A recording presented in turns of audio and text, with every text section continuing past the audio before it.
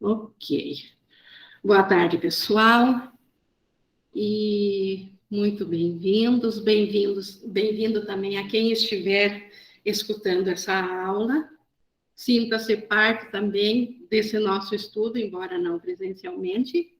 E hoje nós vamos dar continuação do nosso capítulo 11, que é Deus ou o ego, que Jesus dá uma pincelada mais uma vez na parte real do nosso ser, na parte de Deus, e também descreve como que funciona o ego para nós tomarmos conhecimento, para nós como tomadores de decisão, decidirmos quem de fato é o nosso tesouro, a quem que nós vamos eleger como sendo o nosso sistema de pensamento, o nosso ser. E isso nós encontramos no capítulo 11, na seção 3, que é da escuridão à luz, na página 211. E para nós iniciarmos a nossa leitura comentada, como já tenho feito todas as vezes, vamos primeiro colocar a nossa meta para essa reunião, que é o aquietamento, que eu peço que todos podem me acompanhar mentalmente, para dar aquela relaxada, respirar profundamente. Isso para aquietar a nossa agitação superficial, a nossa agitação mental, e permitirmos que na serenidade e na calma da profundeza da nossa mente, nós viemos a oferecer ao Espírito Santo o melhor da nossa capacidade de aprender, para que ele se revele a nós através desse nosso estudo de hoje. Então, colocando o Espírito Santo como nosso professor, nós estamos prontos para dar sequência nessa nossa aula de hoje. E antes de começar a leitura propriamente dita, eu quero fazer um pequeno comentário sobre o sujeito a quem Jesus está falando, em todas as aulas, na verdade, mas especialmente hoje. E Jesus, quando ele se refere que ele está falando a nós, ele está falando aqui ao ser real que acredita que está separado. Então, o Ken Wapnick chama de o tomador de decisões. Então, Jesus não está falando com uma figura separada, física, embora que esse ser faça parte da figura separada física. Por isso que quando nós, agora há pouco, escolhemos que é o Espírito Santo, o nosso professor, para essa hora, quem escolheu isso não foi o ser separado, não foi a nossa parte cerebral, foi aquela parte que é observadora de tudo que acontece aqui, é o tomador de decisões. Então, esse ser, esse pensamento que está identificado, que está junto conosco, junto com essa parte física, que é através dos ouvidos físicos e dos olhos físicos que a gente vê o livro, que a gente ouve essa aula, mas quem a interpreta, quem a ouve, quem a entende, não é a parte física. A parte física não pensa, não decide, e ela não é o nosso ser. Então, esse ser que se utiliza dessa parte física, esse tomador de decisões, esse ser que é real, que ele tem uma mente criada por Deus e que teve o livre-arbítrio de pensar sonho e se identificar, acreditar nesse sonho, é com esse ser que Jesus está falando. O Leonardo levantou a mão. O Leonardo precisa abrir o microfone. Sim, boa tarde. Oi, boa tarde. Só para ver se eu entendi bem, o tomador de decisão, então, é o nosso próprio ser. Então, seria o Cristo, o tomador de decisão?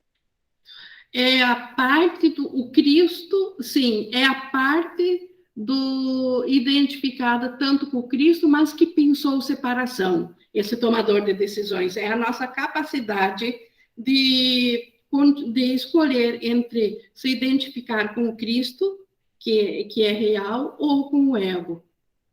Então, nós aqui, dentro do sonho, nós nos identificamos com a parte separada.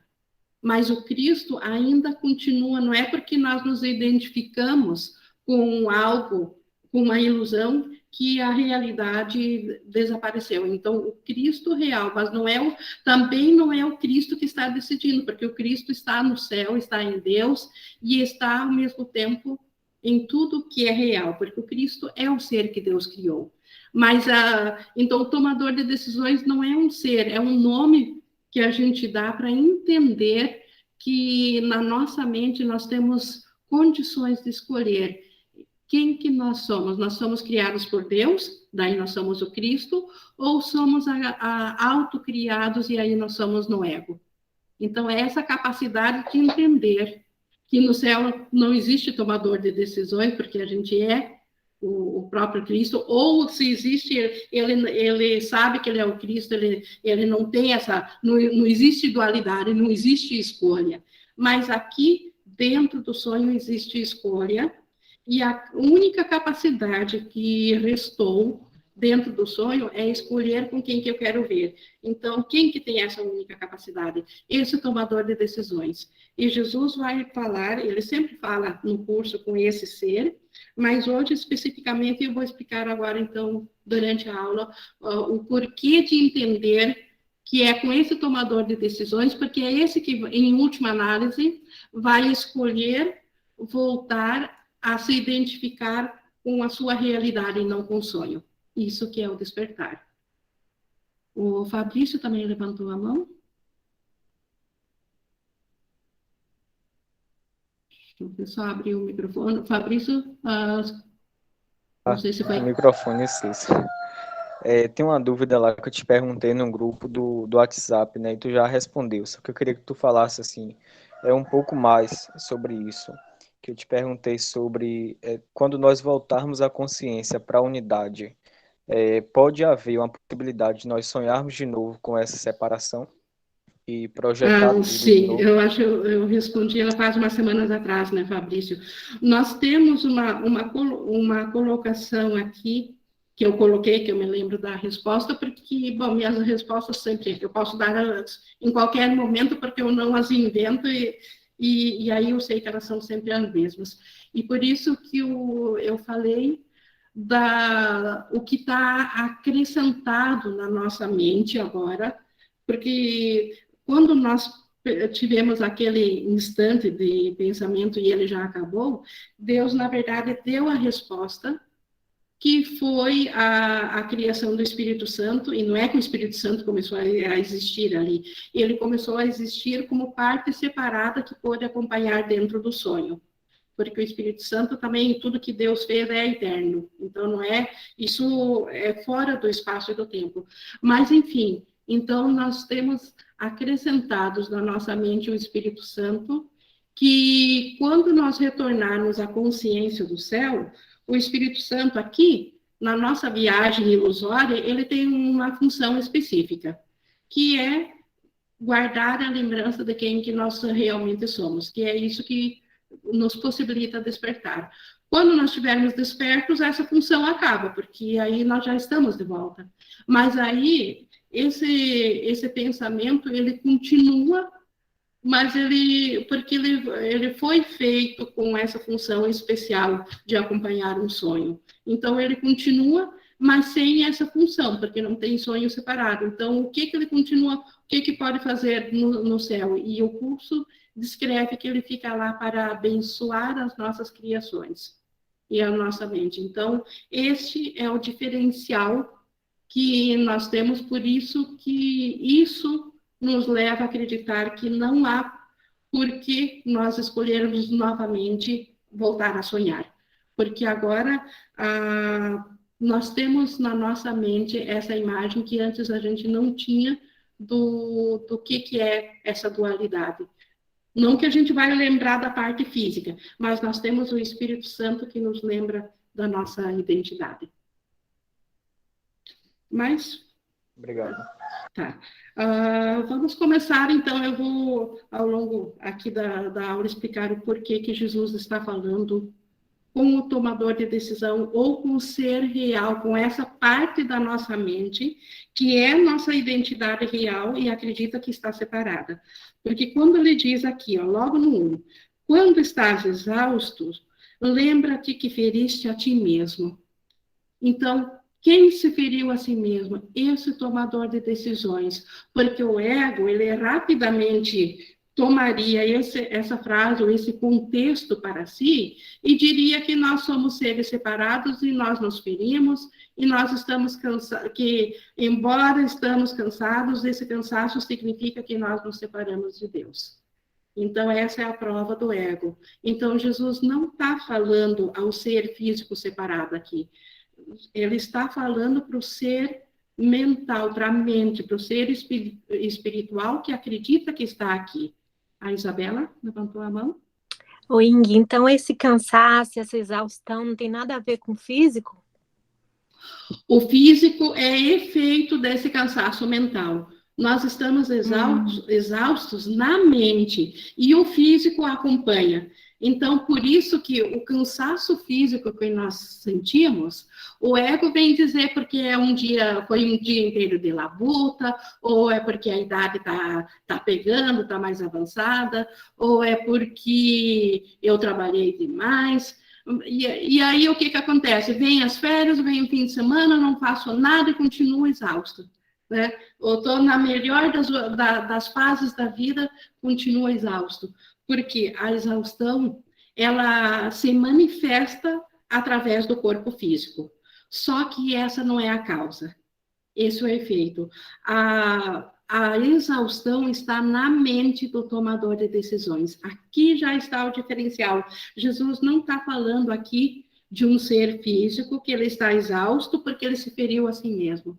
Na mente, quando nós passamos a acreditar no ego, ao invés do Espírito Santo, quando tivemos a ideia de separação, ali nós escolhemos um sistema de pensamento que exaure tudo de nós, porque ele utiliza do poder de Deus para existir através de nós. Então, o ego, o manter essa ideia separada, nos exaure. E não só nos exaure, ela nos fere. Ela machuca nosso ser, porque nós somos o Filho Santo de Deus. E não temos consciência disso, porque estamos identificados com algo que nos fere aqui. Então, por isso que esse ferir não é físico, não é nada que eu faça no comportamento. Embora que o comportamento, ele segue, ele é um efeito da mente que está confusa, e aí nós temos comportamentos confusos. Por isso que é tão fácil se arrepender de algum comportamento ou de não saber o que escolher quando temos duas escolhas no comportamento, porque a mente está confusa, a mente está cansada, a mente está exaurida e ela se fere quando ela acredita dar o poder do próprio Deus, que é o poder dela e dela com Deus, para um sistema separado, porque o ego não existe por conta própria. Ele precisa desse poder, e isso nos exaure, isso nos fere e isso nos cansa.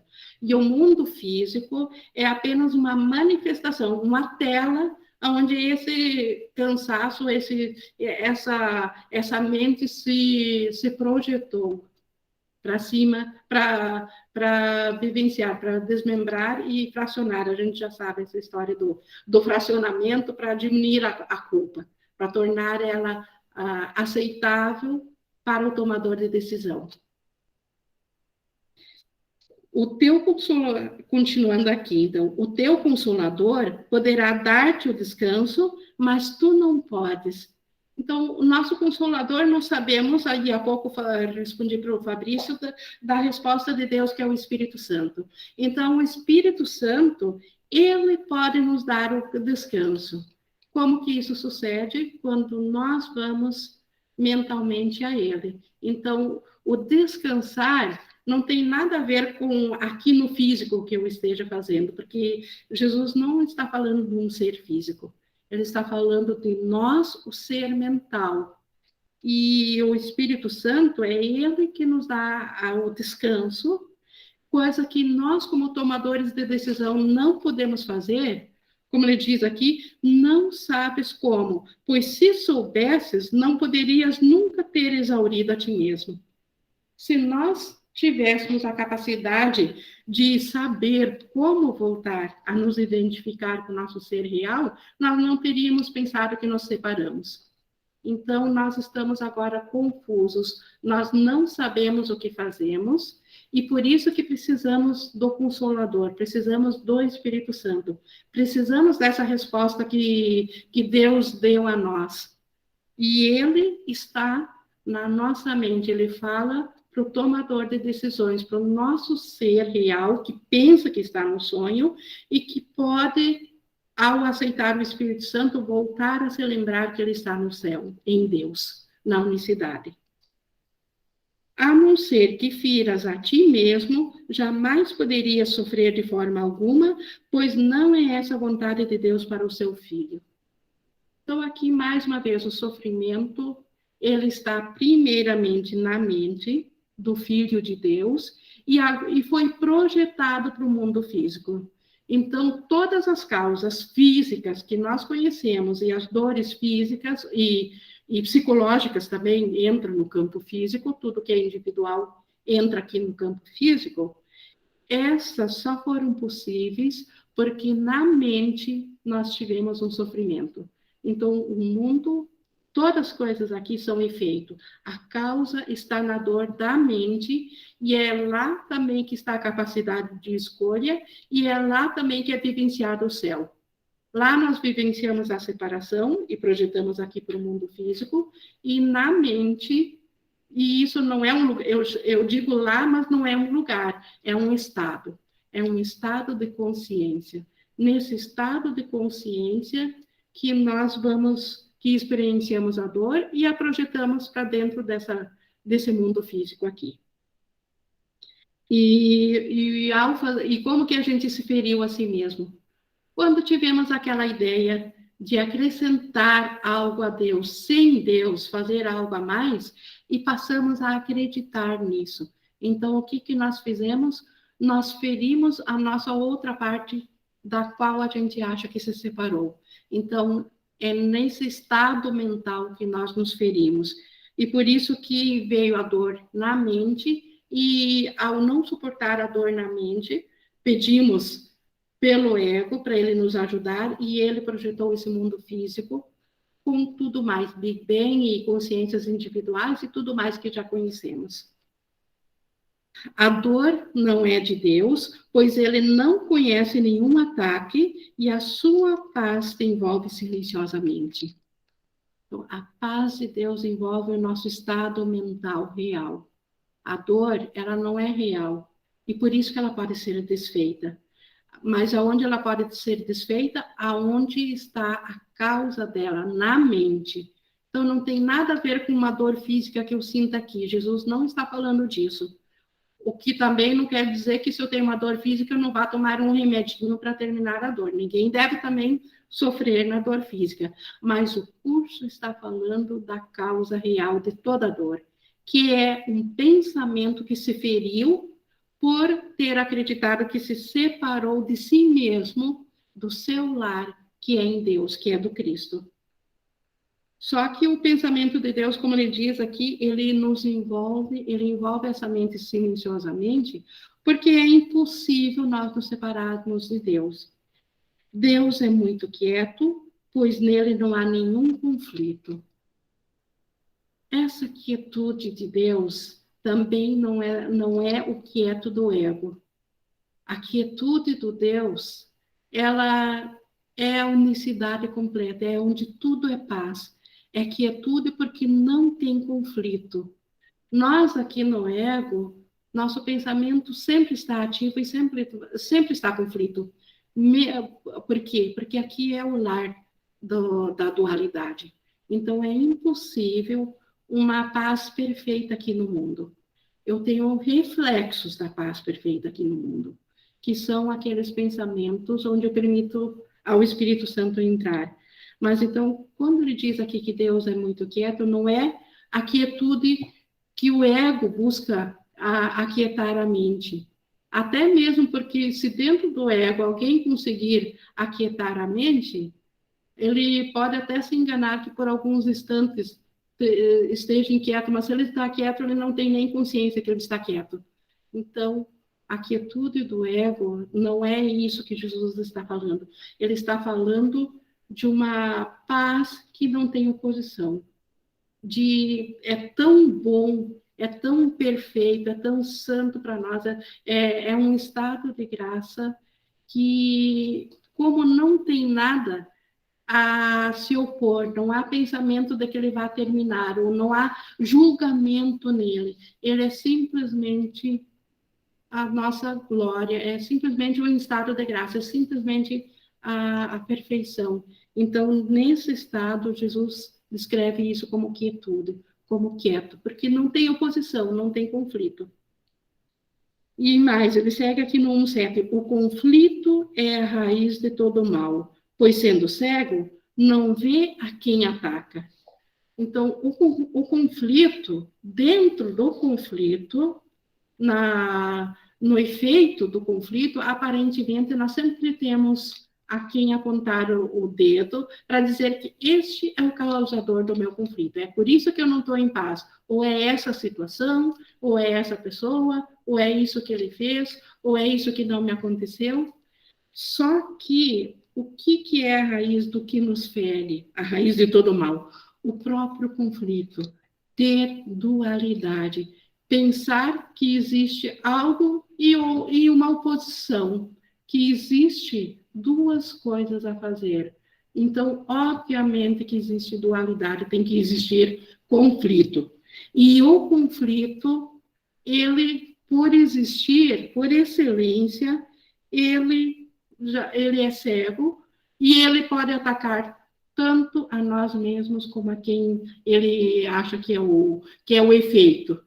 Então, por isso que ele é cego. A gente acha que o culpado é o outro e não percebe que esse pensamento nosso de achar que o outro é o culpado já está nos ferindo também. E nós estamos apontando isso contra nós mesmos. No entanto, falando ainda do ataque, sempre ataca o Filho de Deus e tu és o Filho de Deus. Olha aqui, mais uma vez, a quem que Jesus está falando isso? Ao Filho de Deus, que acredita que está separado. Então, nós, esse ser que está entendendo o que nós estamos falando, esse ser que não tem forma, mas que está dentro do pensamento de cada um de vocês e está compreendendo isso, esse ser é o Filho de Deus. E é esse ser que o conflito ataca. Por mais que eu acredite que o ego jogou um universo inteiro como cenário para desenvolver conflitos e nós venhamos a pensar que é esses conflitos que nos ferem. Não, esses são os efeitos. O que nos fere é o fato de estarmos num estado mental conflituado. O nosso único estado mental, ele segue a unicidade, por isso que ele é silencioso, por isso que ele é pleno só de estado de graça, só de alegria. Não tem oposição, não tem tempo, ele é eterno, ele é o próprio estado de Deus. O Filho de Deus, de fato, necessita de consolo, pois ele não sabe o que faz, acreditando que a sua vontade não lhe pertence. Então, a vontade nossa é a própria vontade de Deus. A vontade que Deus teve para conosco ao nos criar, essa é a nossa vontade. Mas como por pensar uma outra coisa, nós esquecemos essa vontade, nós precisamos de consolo aqui sim. Jesus sabe disso, Deus sabe disso, e por isso que ele nos deu o Consolador, por isso que ele nos deu o Espírito Santo, por isso que cada ser vivo tem como despertar, porque o Consolador está nele também. O reino é seu, e apesar disso, ele vaga sem lar. Então, nós, esse ser real, para quem Jesus está falando isso, que é a nossa essência, nosso ser real, o reino de Deus é nosso. Só que nós vagamos sem lar. Em casa em Deus, ele está solitário e no meio de todos os seus irmãos, não tem amigos. Olha, como Jesus, como psicólogo, acho que ninguém poderia descrever melhor o que com certeza cada ser separado pensa sobre si. Nós vagamos entre os irmãos e ainda assim nós não temos amigos. Não amigos nós temos do tipo que o ego diz, mas aquele amigo santo de Deus, aquele de se sentir uno, isso nós não temos no mundo separado. Permitiria Deus que isso fosse real quando ele mesmo não teve vontade de ficar só? Deus se estendeu, ele que é amor, o amor não tem como ser contido. É uma característica de amor, amar. Então, por isso Deus nos criou. Então, Deus não quis ficar só. Acaso ele criaria para si e se estenderia em si para um ser que quer ficar só? Então, Deus não criou esse ser que quis ficar só. Por isso que esse ser não é real. É um equívoco do tomador de decisões quando ele acreditou naquela história do ego de que ele se separou de Deus. E se a tua vontade é a sua, nós tomadores de decisão, nossa vontade real é a mesma de Deus. Quando ele mesmo não é a sua, isso não pode ser verdadeiro para ti, porque não é verdadeiro para ele. Então, se nós somos a vontade de Deus, e Deus não quis ficar só, então, com todas as letras, Jesus está dizendo que nós também não queremos ser sós. Nós queremos vivenciar a nossa unicidade do nosso ser, a gloriosa unicidade do nosso ser. Todos querem isso, nós apenas não sabemos o que estamos fazendo aqui, mas todos querem isso. Porque todos ainda estão em Deus e não há duas vontades. Nós fomos feitos através dessa vontade e essa vontade não foi alterada devido ao sonho de separação. Ela não mexeu com essa vontade. E olha o apelo maravilhoso aqui de Jesus, que já se experienciou de volta nessa unicidade. Ó, criança minha, se conhecesses o que é a vontade de Deus para ti, a tua alegria seria completa. Então, nada mais entraria à nossa mente, só a alegria, se nós conhecêssemos a nossa vontade. E o que é a vontade de Deus já aconteceu, pois foi sempre verdadeiro. Então, a alegria completa do nosso ser, ela nunca foi interrompida. Nós apenas escapamos desse estado mental quando pensamos em como ver uma outra coisa, como que seria fazer uma outra coisa. Então, a plenitude de um estado mental de pura alegria ainda é nosso. Nós precisamos voltar a reconhecê-lo. Quando vem a luz e tiveres dito, a vontade de Deus é minha, verás uma beleza tal que saberás que ela não vem de ti.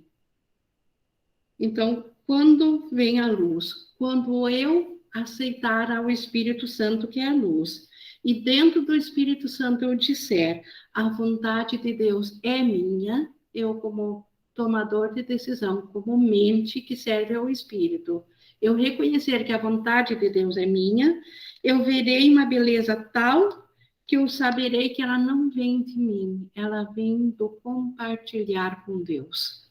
Toda beleza vem de Deus e vem do Cristo, vem da criação. A partir da tua alegria, criarás beleza em seu nome, pois a tua alegria, assim como a sua, não mais poderá ser contida. Então, isto aqui eu acho que é o mais próximo que nós podemos descrever do que é criar no céu.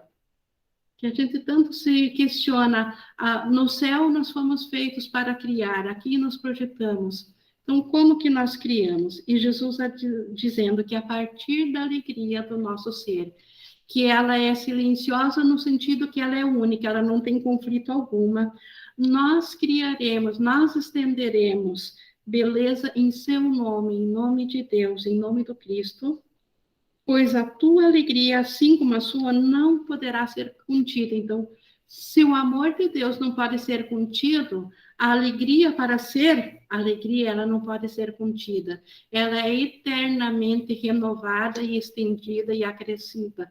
E isso é criação, isso é eterno. Esse é o nosso estado real no céu.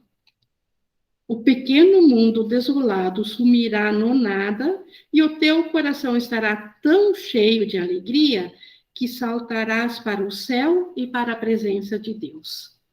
Então, esse pequeno mundo, esse mundo separado aqui, esse Big Bang e o universo que nós achamos dentro do ego que é alguma coisa, é esse pequeno mundo, porque em comparação com o céu ele não é nada. Então, esse pequeno mundo deixará de parecer que existe. Por isso que ele diz que ele sumirá no nada, porque ele veio do nada, ele é só uma projeção, é uma crença. E retirando a crença, ele simplesmente se desvanece. É que nem a escuridão quando vem a luz. A escuridão simplesmente desaparece. Ela não se transforma, ela não foi transmutada, ela só desaparece. Assim, esse pequeno mundo separado, ele não vai ser transmutado, ele simplesmente vai deixar de parecer que existe. Quando a luz vem, a escuridão desaparece. Assim, esse mundo vai desaparecer diante da consciência do reino de Deus, do mundo real, que é só de alegria. Isso é o nosso lar real. Esse é o ser verdadeiro em nós. Vocês querem saber qual que é o ser real em nós? Aquele que está se alegrando com essas palavras dessa nossa lição de hoje. Esse é o ser real. Porque ele está sentindo que agora a esperança se justifica porque tem para onde nós voltarmos. Isso que nós acreditávamos que nos feria não é real. Foi só um sonho mau que se abateu na nossa consciência. Mas como um sonho, quando a gente desperta, não precisamos mais fazer nada com o sonho, simplesmente deixar que ele ir. Simplesmente deixar que um sonho mau desapareça da nossa memória. Assim podemos fazer com esse mundo que nos fere, simplesmente deixar ele ir para o nada de onde ele veio. Não. Oi? Sim, o Márcio? Oi, Ingrid, eu acho que alguém chamou primeiro. Pois eu achei também que tinha uma outra voz. Não sei se eu chamei. Ah, sim, o Robson? Pois sim, não? Inclusive, até a mente dividida também é uma ilusão e vai voltar ao nada também. Exato, porque... Perfeito, porque a mente dividida, ela nunca foi dividida de fato, mas ela tem uma consciência de divisão. Então, por isso que é uma jornada de consciência. Ela não, ainda é a mesma mente. Jesus explica isso por dissociação. Ela se dissociou, o nome técnico, para a mesma mente poder pensar que ela é uma coisa e outra coisa. Então, dissociação, ou ela está ciente da separação, ou ela está ciente do ser real. Então, essa dissociação, ela entrou na consciência, e nós vivenciamos o pós-dissociado. Nós agora temos ou essa associação com a mente separada, que é do ego, ou voltamos a escutar o Espírito Santo, que é a mente certa. E dentro da dissociação, nós, como jornada de consciência, nunca estamos conscientes ao mesmo tempo de ambas as partes. Isso faz parte da característica de dissociar algo. Então, na dissociação, nós ou estamos cientes do ego ou do Espírito Santo. Nunca simultaneamente dos dois. Num instante santo, numa fração de segundos, eu posso estar no Espírito Santo, e na próxima fração de segundo estar no ego, mas nunca de ambos. E quando nós voltarmos a aceitarmos de novo como nossa realidade só o Espírito Santo, quando pararmos de querer o ego, porque por enquanto ele ainda é um tesouro nosso, nós ainda acreditamos em sacrificar algo ao deixá-lo, por isso que não o fizemos, mas quando isso acontecer, quando não tivermos mais nenhum valor investido na separação, essa dissociação, ela voltará a se identificar só com a parte real, porque dentro do ego e do Espírito Santo, só um deles é real. Correto. Então, certo. Continuando, então, aqui nós estamos aqui no 3:6. Olha Jesus dizendo aqui, ele que experiencia do que é o silêncio de estar só na alegria. Não posso te dizer o que isso será, nessa consciência de céu, pois o teu coração não está pronto. No entanto, posso dizer, e frequentemente lembrar-te, que o que é a vontade de Deus para si mesmo é a sua vontade para ti, e o que é a sua vontade para ti é teu.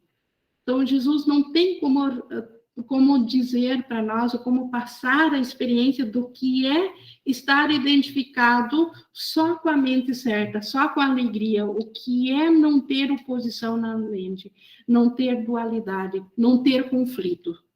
Só quem está fora do conflito sabe o que é isso, não tem como descrever dentro do conflito a alegria que é não ter conflito. Mas o que Jesus nos pode fazer, e ele sempre lembra, é que a vontade de Deus para ele é que a vontade dele seja também a nossa. E a vontade dele é que todos sejam sem conflito, todos vivam na unicidade, na alegria da unicidade. Isso que Jesus está vivenciando e está nos dizendo que não há como descrever, porque num coração dividido nós não temos como apreender o que é isso. Isso ainda é nosso por direito, porque é a vontade de Deus para nós. E nós fomos feitos por isso. O caminho não é difícil, mas é muito diferente. Por que ele é diferente? Porque não é um caminho que o ser separado aqui no mundo faz. É um caminho que o ser mental, o tomador de decisão, faz. Por isso que é um caminho diferente de tudo que nós já tentamos de espiritualidade, sendo um ser separado dentro do mundo. Então, não é o ser individual dentro do mundo, mas é o ser que está na nossa mente. Então, por isso que é um caminho diferente. E ele não é difícil. Só tem duas escolhas. Então, ele é muito simples. Mas ele é diferente de qualquer coisa que nós venhamos a pensar, imaginando que nós somos um ser físico e psicológico. Porque esse ser físico e psicológico já é um substituto para o ser que Deus criou, para esse ser mental que serve e ativa o Espírito de Deus, que cria ao ativar o Espírito de Deus. Então, esse ser que é uno com toda a criação, que é o próprio Cristo. Então, esse ser, o caminho para ele, então, é diferente de qualquer coisa aqui do mundo. O teu caminho da dor, o teu é o caminho da dor, a respeito do qual Deus nada conhece.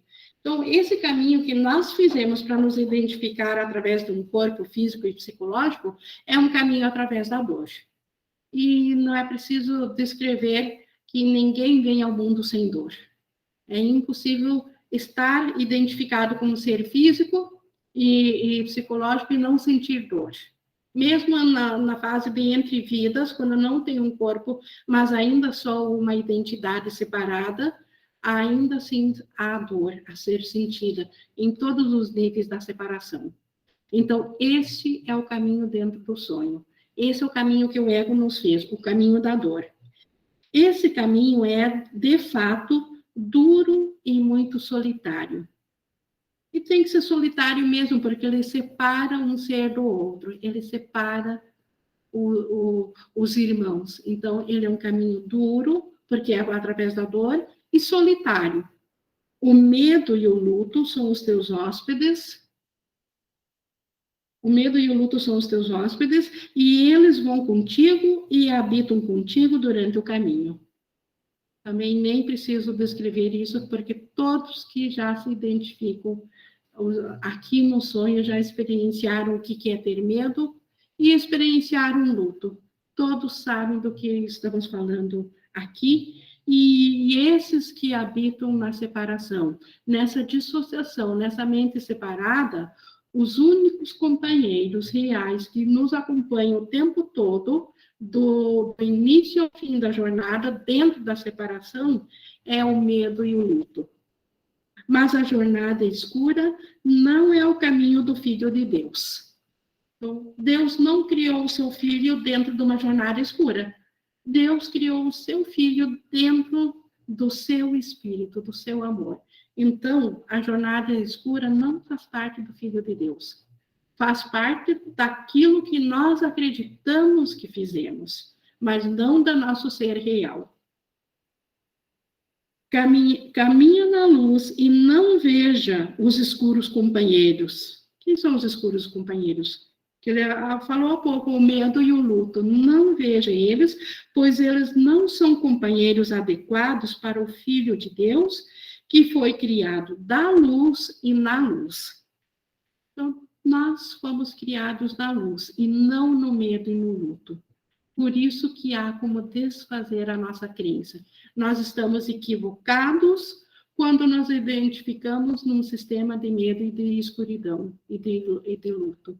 O nosso ser real, e isso é o tomador de decisões que pode escolher. Não é o ser que está dentro do medo e do luto que identifica, mas é o ser que escolheu o medo e o luto. Esse ser, que é o nosso ser real, que está na nossa mente, que está fora do espaço do tempo, que pode voltar a se lembrar de Deus e voltar a Ele. Sim, Márcio? Ô, Ing, vou pedir mais um daqueles exemplos práticos que eu te coloco na saia justa aí. Olha só. Um exemplo. Vamos supor que eu esteja aqui em um conflito com a Flora. Né? Uhum. A gente tá aqui, vou falar das pessoas que eu convivo, Flora, João, que eu falo mais, né? Aí eu tô num conflito com a Flora, tô me sentindo mal com alguma coisa que eu acho que ela tá fazendo para mim, ou sei lá, de repente tem algum negócio que a gente tá fazendo junto e não tá dando certo, e eu tô achando que ela tá querendo me atacar. Esses pensamentos são meus, então eu já estou me atacando pensando que ela tá querendo me atacar, né?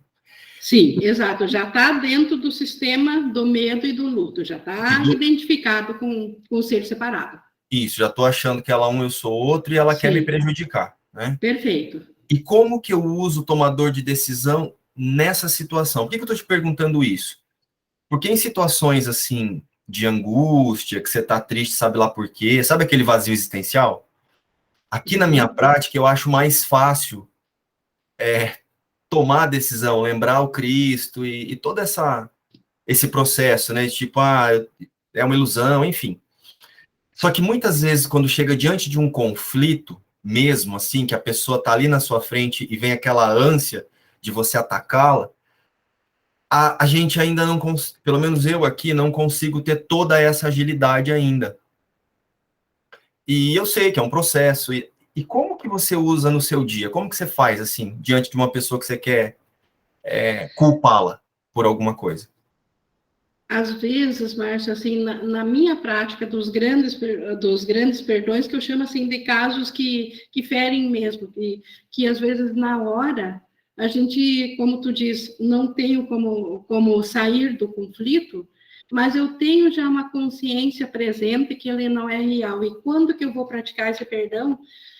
No primeiro momento que eu tenho um tempo para ficar a sós, e aí eu me retenho no pensamento, aí eu volto em consciência ao tomador de decisões. Então, muitas vezes, quer dizer, a maioria, assim, dos meus perdões ainda, a maestria vai fazer com que eu faça na hora, e algumas coisas, quando são leves, já consigo fazer na hora. Mas quando o conflito é grande, às vezes eu preciso ainda me retirar, ou quando tenho tempo de ficar a sós, aí eu me volto em pensamento justamente a diferenciar esse ser separado, reconhecer isso, reconhecer o propósito do conflito, que é testemunhar que essa separação aconteceu, e o teu propósito é sempre esse, não é outro, e como ela de fato não aconteceu, eu não preciso seguir mais esse propósito, porque ele é falso. e o testemunho foi falso. E aí eu escolho mentalmente, eu tenho esse estado mental presente também do Espírito Santo, e aí escolho, é como um deslocamento, eu sinto nitidamente o deslocamento da mente separada do conflito para a mente dentro do Espírito Santo. E, gente, é tanta alegria, é tanto amor dentro da mente do Espírito Santo, e por reconhecer essa unicidade com esse ser que eu achei que era separado, e a só gratidão dentro desse estado, por isso ainda ser real, e nesse estado, então, permito abençoar aqui a separação, porque eu sei que ainda vou voltar, porque ainda tenho apegos dentro da separação, eu sei que vou voltar ainda, porque tenho coisas a ser curadas, e permito que uma bênção venha. E, gente, é impressionante como os testemunhos do perdão vêm, como os milagres aparecem, como dissolve aquele caso específico, o conflito do caso específico. É impressionante. É isso que me faz acreditar 100% no curso, porque eu tive sempre 100% de testemunha de todos os perdões praticados. Nem sempre, eu vou dizer assim, nem sempre eu estou disposta a praticar o perdão. Às vezes, sou um pouco lerda e deixo o tempo passar e depois a emoção não está mais presente e aí acho que não preciso fazer, mas aí ele vai voltar em outra ocasião. Mas sempre que pratiquei, foi 100% e nem poderia ser diferente. Essa certeza eu já tenho e essa comprovação. E é assim que funciona, e isso é fundamental. É assim que o perdão sempre funcionou para mim e me testemunhou que ele é muito mais verdadeiro que qualquer projeção aqui do ego. Obrigado, Ingrid. Eu te perguntei, porque para mim acontece mais ou menos assim, só que tem alguns casos que sabe quando parece que tem uns que a gente não quer perdoar? É a sensação que eu tenho assim. Temos resistência, sim. A sensação que eu tenho assim, eu sei que é assim, mas eu não quero perdoar. Só consciente, né? Sabe que está errado, mas quero estar errado, pronto. Parece que eu quero continuar falando, a culpa é dessa pessoa mesmo. E eu sei, sabe? Por isso que eu te perguntei. Porque... E aí, quem é esse eu que não quer perdoar? Novamente, é o tomador de decisões. De decisão, exatamente. Então, com quem que Jesus está ensinando aqui? Para quem Jesus está ensinando? Para esse que sabe que precisa perdoar e que ainda não quer. E isso é tão claro que daí eu percebo eu procurando motivo no cenário para culpar a pessoa ainda mais, sabe? Ou para eu querer me afastar, ou para eu querer não falar. Aí começa a vir lembranças assim, essa pessoa também já me fez isso, essa pessoa já me fez aquilo, aqui, ó. Tá vendo? Eu acho que eu tô certo.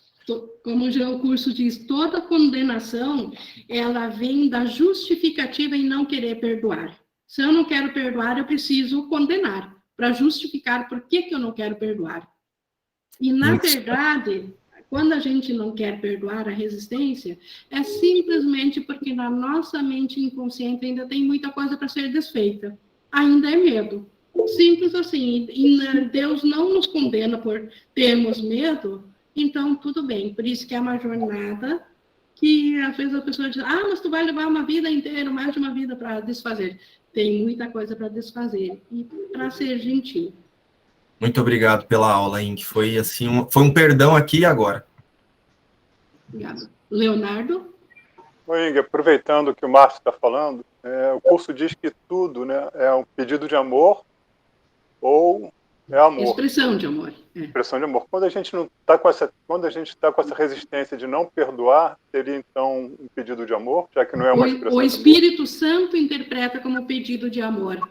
E ele nos preenche de amor, só que enquanto nós não escolher aceitar, a gente não fica ciente desse amor. Se nós soubéssemos quanto amor está ao nosso redor, aguardando pela nossa aceitação. Então, se a gente só lembrar disso... Mesmo quando a gente não está querendo perdoar isso, o Espírito Santo vê como um pedido de amor da pessoa que não quer perdoar. Né, do tomador de decisão. E quanto menos ela quer perdoar, mais gritante é esse pedido de amor. Obrigado. E isso ajuda para a gente não apontar o dedo também para condenar, porque quanto mais gritante, maior é o pedido de amor do ser real, desse tomador de decisão. Ele está gritando por ajuda. O Fabrício levantou a mão. Muitas vezes a gente se sente assim, feliz, contente, acha que vai ter um dia tranquilo, um dia bom e tal, né? E a gente está de casa todo feliz e tudo mais. Muitas vezes acontecem várias coisas ruins, né, que a gente vê como ruins nesse dia. Isso poderia ser um teste para testar assim nossa paciência, mais ou menos. O Espírito Santo não testa nada, mas muitas vezes a nossa alegria, ela está falsamente colocada em condições físicas, em condições psicológicas dentro do universo da separação. A gente acha que se não chover, se aquele negócio fechar, se meu trabalho for tudo ok, a gente estabelece ídolos. E se eles forem atendidos, eu vou ter um dia feliz. E se eles são contrariados, está tudo errado. Então, eu não diria que é um teste, é uma coisa para ser observada. Então, o tomador de decisões deve observar onde que está o foco da alegria. E a alegria é um estado mental, não tem nada a ver com o dia. Se as coisas dos acontecimentos físicos, comportamentais, podem tirar a alegria, então é porque não era alegria. Então era um ídolo. O conceito da alegria estava mal colocado. Não estava colocada na mente do Filho de Deus, na mente real, na mente crística. Estava colocada em alguma coisa separada. E aí sim vem os baldes de água, e ainda bem que eles vêm, porque se o ego só nos desse alegria, a gente não iria nunca sair da prisão. A prisão pareceria boa. A Flora levantou a mão? Não, que eu queria aproveitar a partilha do Neto, né?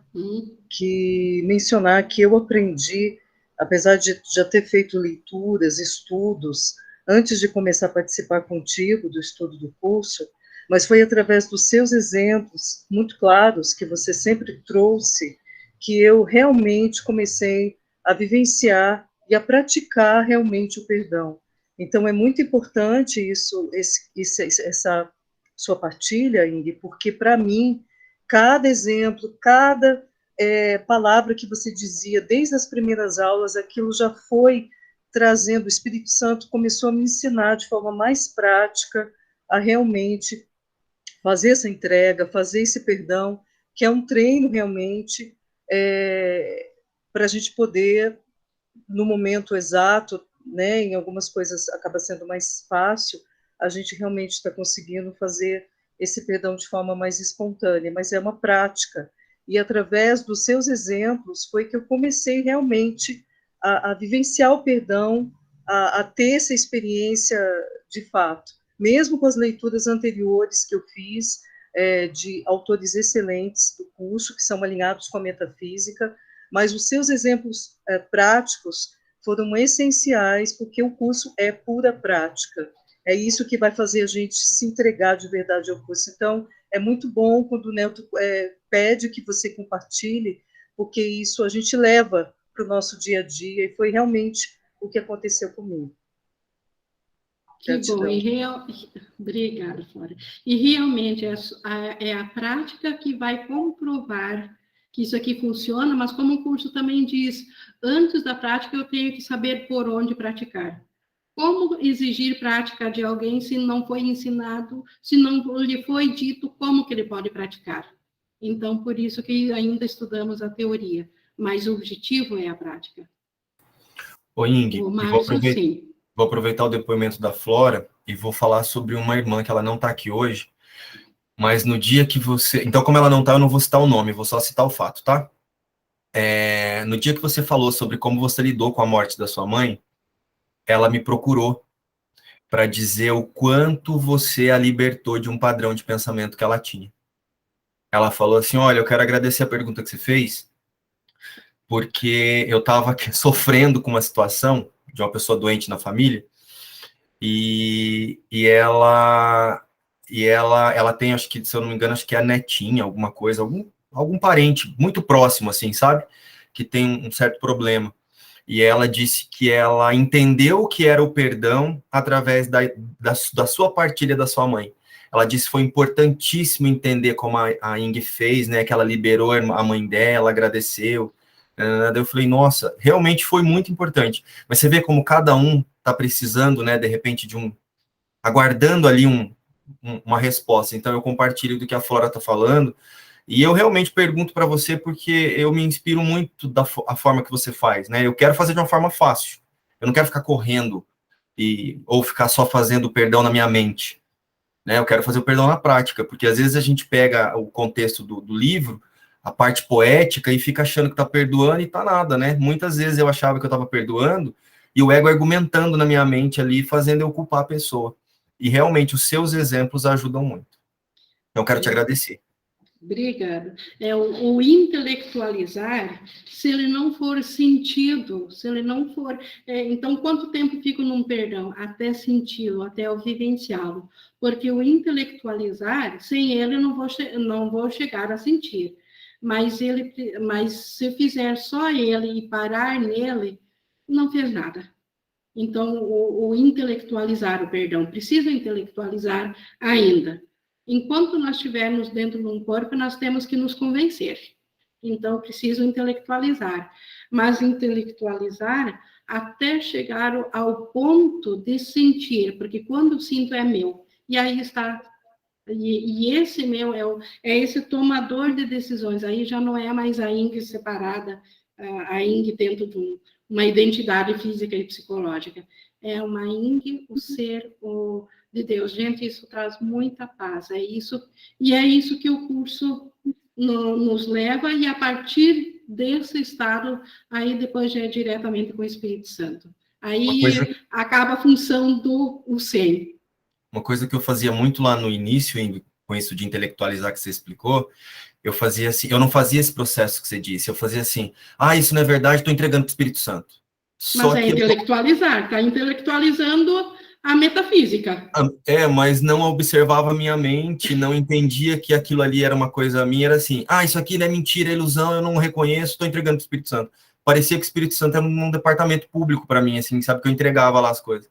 Aí até que um dia aqui, numa das aulas, você falou, olha, você tem que... Aí você escreveu bem grande lá no grupo, eu até tirei um print, assim. Primeiro você reconhece que aquilo ali é algo que vem de você, do seu pensamento, e aí você entrega por perdão, porque eu falava, Espírito Santo, parecia que eu estava protocolando algum documento, sabe, em órgão público. Na verdade, estava fugindo, estava se desvencilhando dele. Era o meu perdão. Não estava assumindo, estava desvencilhando dele. Sim. Só que aí a situação volta e volta e volta, né?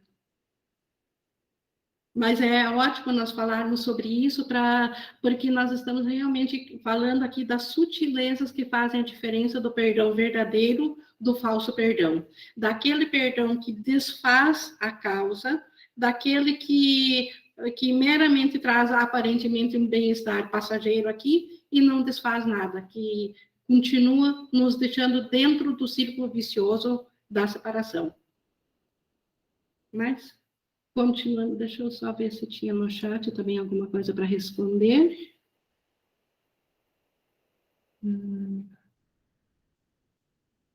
Também, aqui já foi, acho que respondido. Então, aqui no 4.7, a grande luz, o Cristo, né? O Deus, o Espírito Santo, a santidade, a grande luz está sempre em torno de ti e brilha a partir de ti. Então, a partir da nossa mente certa, nós não nos separamos de Deus. Então, ainda a partir de nós e ao redor de nós, ainda a nossa realidade é luz. Como é possível que vejas os companheiros escuros em uma luz tal como essa?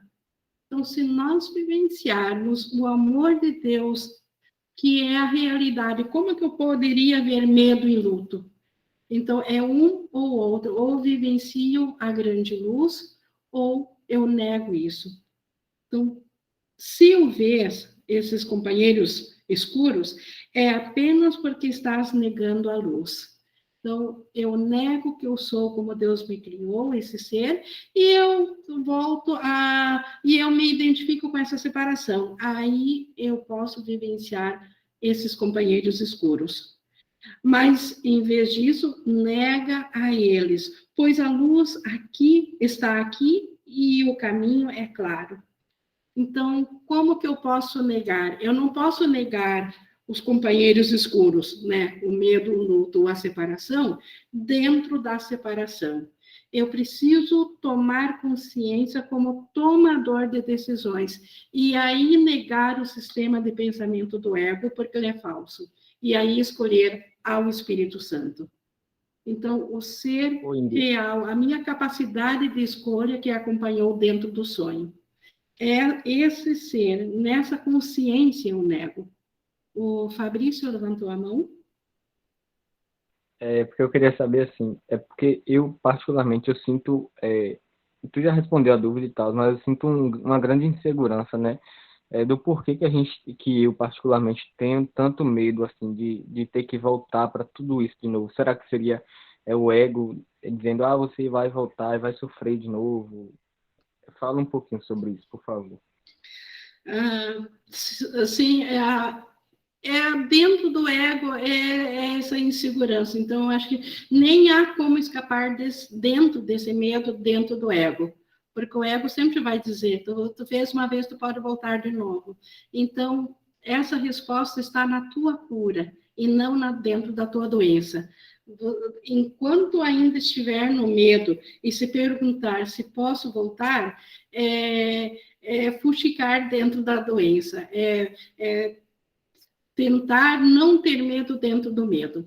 Então, reconheça esse medo, e é um caso específico de voltar a aceitar o amor de Deus, o Espírito Santo, ou outro sistema de pensamento. E aí, quando estiver na luz, quando estiver nesse perdão, aí se pergunte se há como voltar a isso aqui, e será impossível.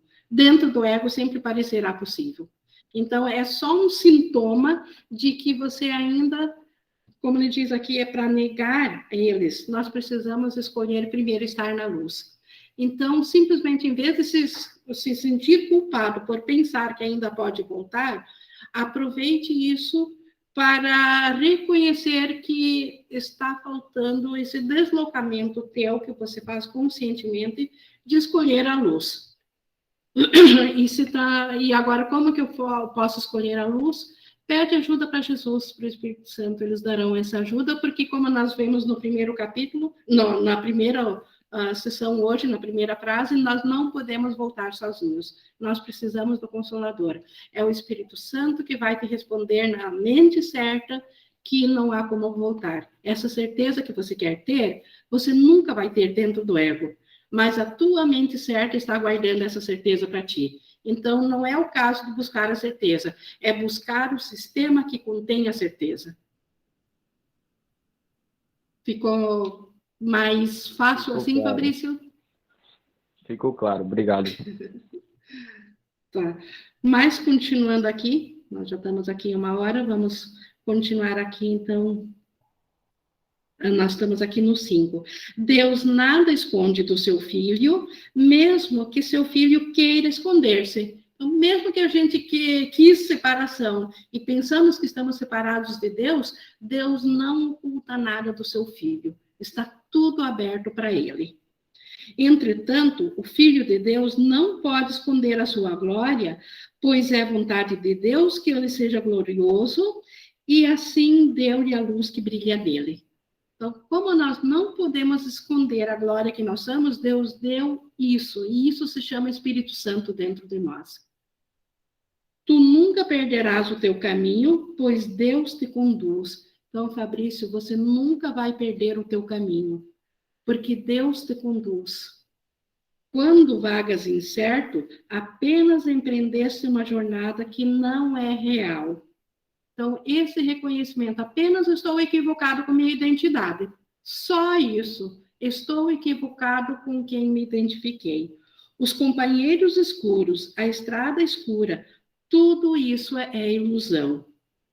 Volta-te para a luz, pois a pequena centelha em ti é parte de uma luz tão grande que pode valer-te de toda a escuridão para sempre.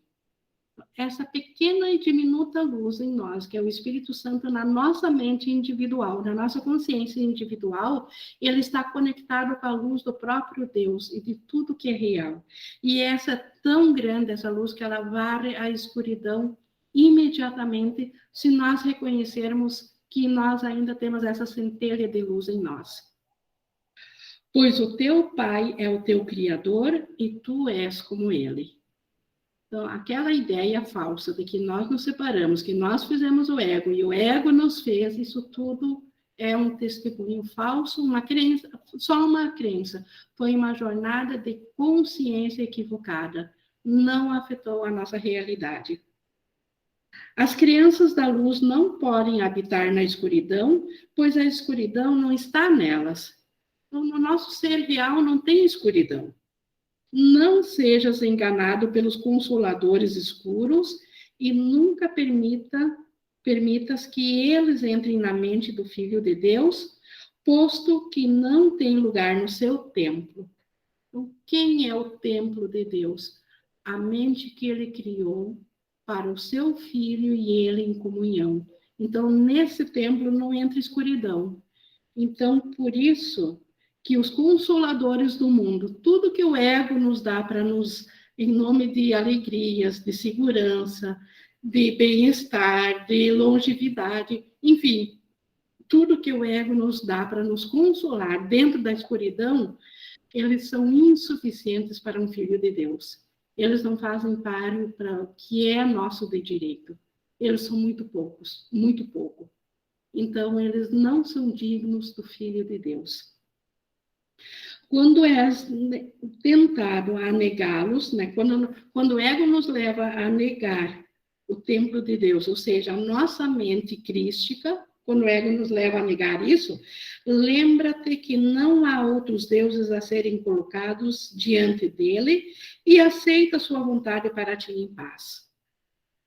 O ego tenta fazer do nosso corpo, da nossa identidade física e psicológica, um outro Deus para nos colocar entre o Filho de Deus e o Deus. Mas nós somos mente, nós somos espírito, não há nada a colocar diante de Deus. Não existem outros deuses. Na realidade, só existe o Deus, um Deus. E tudo está contido nele. Pois não podes aceitá-la de outro modo. Então, não podem outros deuses a serem colocados diante dele, e aceita sua vontade para ti em paz, pois não podes aceitá-la de outro modo. O único modo de nós aceitar a paz é nós aceitar a nossa realidade em Deus. A nossa identidade como Cristo, como luz, como parte da unicidade de Deus. Só ali a paz. Qualquer paz, entre aspas, que o ego nos ofereça é um Deus de D minúsculo, é um ídolo que o ego tenta dar a nós para ser o nosso Deus. Então, o Deus é apenas aquele que, quer dizer, apenas, só existe Deus e nada mais. E nós estamos contidos nisso e nesse reconhecimento que é a paz. Nada aqui no mundo traz a paz verdadeira. Aqui nós temos reflexo de paz. Temos reflexo de amor, que são os pensamentos corrigidos do Espírito Santo. Mas ainda não são os pensamentos do céu. São reflexos, e esses reflexos que vão nos fazer escolher de novo a nossa realidade em Deus. Porque esses reflexos já são muito mais convincentes do que aquilo que o ego nos deu. Só o Consolador de Deus pode consolar-te. Só o Espírito Santo, só essa parte que Deus colocou em nós pode nos consolar. Na quietude do seu templo. Quietude porque não tem conflito, não é porque é quieto fisicamente. É quieto porque não tem conflito. Então, nessa quietude, ele espera para dar-te a paz que é tua. Dá a sua paz para que possas entrar no templo e achá-la esperando por ti. Então, como que eu posso reter a paz do Espírito Santo? Dando-a. Como é que eu dou? Num pensamento sem conflito. num pensamento sobre o irmão. O irmão vem com um caso específico, eu lhe ofereço a correção do meu pensamento sobre quem ele é. Isso ofereço em paz, e assim eu a terei. Por isso que ele diz aqui, que para entrar no templo e dar sua paz, mas para que possas entrar no templo e achá-la, esperando por ti, a paz aguarda por nós. Mas ser santo na presença de Deus. Então, o que é ser santo na presença de Deus? Não tem nada a ver com comportamento. Ser santo não tem nada a ver com o pensamento daqui. Ser santo é estar na mentalidade santa, estar na mentalidade. Eu, como tomador de decisão, para mim entrar na presença de Deus, eu tenho que estar sem equívoco, sem erro, sem pecado. Ser santo, então, é aceitar que a separação nunca aconteceu. Eu ainda sou parte de Deus. Então, quando eu vou com a minha... E quem guarda isso para mim? O Espírito Santo. Então, quando eu vou no meu pensamento ao Espírito Santo, e aí eu vou na presença de Deus, aí eu sou santa. Então, ser santo na presença de Deus, ou não saberás que estás lá. Então, só no Espírito Santo é que nós podemos saber que estamos na presença de Deus. Pois o que não é como Deus não pode entrar na sua mente, já que não foi o seu pensamento, e, portanto, não pertence a ele. Então, esse ser separado, egóico, essa identidade própria, esse ídolo que o ego nos deu, físico e psicológico, nunca vai poder estar na presença de Deus, porque não veio do pensamento de Deus. Mas o ser real que eu sou, esse veio do pensamento de Deus, e é na consciência desse pensamento que eu entro na presença de Deus. E a tua mente, que tem que ser tão pura quanto a sua, se queres conhecer o que te pertence. A minha mente precisa estar com a do Espírito Santo, aí eu conhecerei a mente de Deus e a minha mente real. Guarda o seu templo cuidadosamente, pois ele próprio mora lá e habita em paz. Guardar o templo é estar consciente da mente do Espírito Santo nela, porque é lá que está o templo a Deus. Tu não podes entrar na presença de Deus com os companheiros escuros a teu lado, mas também não podes entrar sozinho. Então, jamais eu reconhecerei o templo de Deus se eu trouxer o medo e o luto como meus companheiros escuros, ou a mente do egóica. Mas, por outro lado, também não posso entrar sozinho. Todos os teus irmãos têm que estar contigo, pois enquanto não estiveres aceito, tu não podes entrar. Então, a condição para voltar à paz, para voltar à mente de Deus, é reconhecer que os meus companheiros, os meus irmãos são o Cristo tal como eu sou. Que o Cristo que Deus os criou, eles são tão santos quanto eu sou. Então, ver o Cristo nos irmãos. Aí estarei pronta para voltar a conhecer quem que eu sou. Pois não podes compreender a integridade, a não ser que sejas íntegro. E nenhuma parte do filho pode ser excluída se ele quer conhecer a integridade de seu pai. Então, se eu detiver a uma única pessoa que eu quero chamar de culpada por algo, e não ver que ela ainda é o Cristo, então eu não serei íntegro. Então, como que eu posso ser íntegra no mundo comportamental cheio de erros? Bom, a boa nova é que esse mundo comportamental cheio de erros é uma ilusão. Ele não é real, porque se fosse, não haveria como voltar à consciência do céu. Então, quem que é íntegro no meu irmão? O Cristo nele, não aquilo que o ego mostrou, os companheiros escuros que o ego mostrou sobre o meu irmão. Não há dúvidas que na mente separada o ego nos mostra faltas no irmão. E em nós também. Mas a realidade dele não é isso. A realidade dele ainda está na luz. Isso aqui, como que a gente pode negar isso aqui? Aceitando a luz no irmão. Ele ainda é o Cristo. Esses falsos testemunhos que ele apresentou aqui, ele está tão equivocado quanto eu, porque ele acredita ainda na separação, e a mente dele que acredita nisso precisa de cura. Então, o único desejo aceitável para um irmão que a gente vê um testemunho equivocado nele é o desejo de que ele também aceite a cura na mente dele para que ele possa se reconhecer quem ele de fato é. Porque ele está equivocado. Ele está achando que ele é um ser separado e o ego está fazendo esse roteiro ruim que a gente está experienciando aqui, para nós e para ele. Mas, na realidade, esses companheiros escuros, isso é só porque nós também estamos no ego. No momento que a gente vai para o Espírito Santo, para a mente crística, nós vamos ver também a mente crística nele. É o efeito espelho. Então, nós queremos ver o Cristo nele. E é claro que ele pode ainda não estar aceitando, e aí um desejo de cura, como Jesus tem para conosco. Quando Jesus despertou, nós estávamos com ele lado a lado lá no céu. Ele viu que a gente nunca se separou. E ainda assim ele sabe que nós pensamos que separamos, e é desejo dele que nós aceitemos de volta quem que nós somos. Por isso que ele está nos ajudando sem dar realidade à separação, mas porque nós damos realidade. Então, isso cabe a nós também para com o irmão. Essa verdadeira empatia para com o irmão. Deixa eu ver aqui da Rafaela, aqui no chat. Ing, em um dado trecho do 100, ele afirma o regresso à mente de Deus poderia ser automático e instantâneo a partir de um pensamento.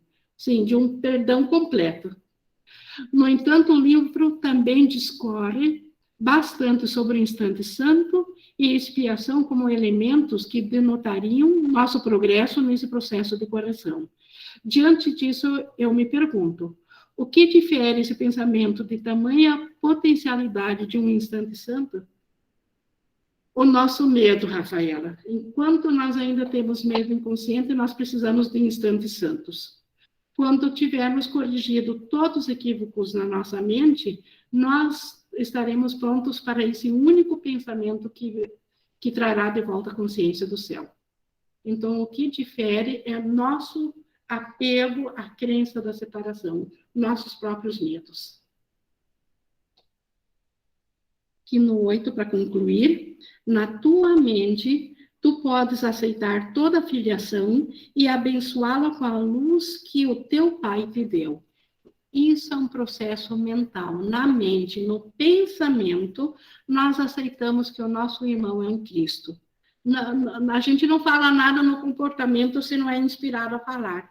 E possivelmente nunca seremos, a não ser que é um parceiro que também estude o 100, que fosse compreender. Mas na mente, nós abençoamos o nosso irmão. Então serás digno de habitar no templo com ele, com o irmão, com o Cristo nele, porque é tua vontade não ser sozinho. Deus abençoou o seu filho para sempre. Se o abençoares no tempo, estarás na eternidade. Então, aquele pensamento que eu faço consciente aqui no tempo, no instante santo, eu estou na eternidade. O tempo não pode separar-te de Deus se tu empregas a favor do eterno. Então, se eu emprego para pensar bênção com o Espírito Santo, aí o tempo não afeta a eternidade. Nesse instante santo é a eternidade. E isso nós tínhamos, é assim que acontece, então, da escuridão à luz. Só vou ver aqui no chat se temos aqui da Alicia. Ing, estou com uma dúvida. Quando posso diferenciar que o Espírito Santo envia, proporciona as lições que preciso aprender de uma projeção da minha mente? Assim, ó, Alicia, é bem simples. O Espírito Santo, ele não faz nada aqui no mundo. Ele não envia, entre aspas, criando ou fazendo algo aqui. Ele envia no sentido que ele nos lembra de fazer diferente em cima daquilo que o ego fez. Então, todas as situações para o ego são lições de provar que a separação de Deus aconteceu E todas essas mesmas lições que têm um único propósito de provar que a separação de Deus aconteceu, o Espírito Santo usa para provar o contrário, que a separação é impossível. Então, não precisa diferenciar uma da outra. Basta entender que o propósito do ego é provar que a separação aconteceu, e o Espírito Santo só nos leva a perdoar isso para provar que a separação não aconteceu. Então, são dois sistemas de pensamento totalmente opostos entre si para tudo que o ego fez. O Espírito Santo não faz nada aqui no sonho, mas ele desfaz tudo dentro do sonho. Com isso, nós concluímos, então, esse nosso estudo. Alguém quer comentar alguma coisa ainda?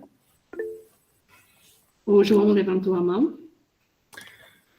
Oi, Ing, eu acho que o exemplo da crucificação, né, a mensagem da crucificação, é um exemplo muito claro disso que você acabou de dizer, né? O ego ali tinha uma projeção de ataque sobre o corpo, sobre o símbolo, né, de Jesus ali, e como Jesus estava na sua mente certa, ele usou ali, junto com o Espírito Santo, aquele momento para provar que o ataque não é justificado, que a morte não existe, né? Tanto que 3 dias depois ele estava com o corpo ali novamente projetado, aparentemente vivo, né? Então acho que esse é um exemplo muito legal para pensar. Tá perfeito, correto? Perfeito. O que o Espírito Santo fez em cima do que o ego, porque só foi possível crucificá-lo porque ele permitiu o ensaio do ego acontecer. Mas o Espírito Santo tinha uma nova interpretação, que nada justifica o ataque, nem a pior dos aparentes ataques do ego justificariam o caso de Jesus não ver o Cristo. Então, foi uma lição de amor. É um exemplo muito bem lembrado, João, de como que o Espírito Santo tem uma nova interpretação para tudo que o ego fez. E o Márcio? O Ing, dentro desse tema ainda, a gente ouve muito, assim, que o Espírito Santo tem um propósito feliz para o mundo. Então, esse seria o propósito feliz. Não é que é para o mundo, mas para as ilusões que o mundo nos apresenta, o propósito feliz é ele nos ajudar a corrigir a mente e relembrar a verdade. Exato, exato. Tanto é que só é possível ver o propósito feliz do mundo ao perdoá-lo, conforme o Espírito Santo faz. Então, essa liberação, porque tudo no mundo veio por culpa. Porque e quando o Espírito Santo libera, né, aí vem o propósito de alegria, mas por estar liberado da culpa. Lá no início do curso, quando eu ouvia isso, eu tinha aquela impressão de que, então tá tudo bem ficar aqui de oba-oba, porque o Espírito Santo tem um propósito feliz para o mundo, então tô tranquilo, tô de boa. E depois na dor e nem se dava por conta, né, Márcio? Depois eu fui entendendo que não era, ele tinha um propósito em cima daqueles ídolos que eu adorava, né, para ressignificar os ídolos. De liberá-los. E a alegria aqui no mundo vem quando os testemunhos separadores, testemunhos escuros, companheiros escuros que a gente vê, que são os irmãos dentro do ego, quando eles passam a ser os irmãos santos, os relacionamentos santos.